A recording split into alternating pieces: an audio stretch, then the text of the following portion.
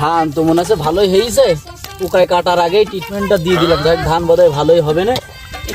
নিয়ে গেল বাড়ির দিকে, পরে কয়দিন পর আসি দেখুন কেরকম হয় ধান। 4 hours later. আরে আমার ধানের কি অবস্থা রে, আমি সেই 20 কোম্পানির লোক যদি পাই ও মাইরি ওকে আমি একটা তুইলেও ধুনা করে ফেলবো। আমার ধান কই দিস কি ধান সব কেটে শেষ করে ফেলিস।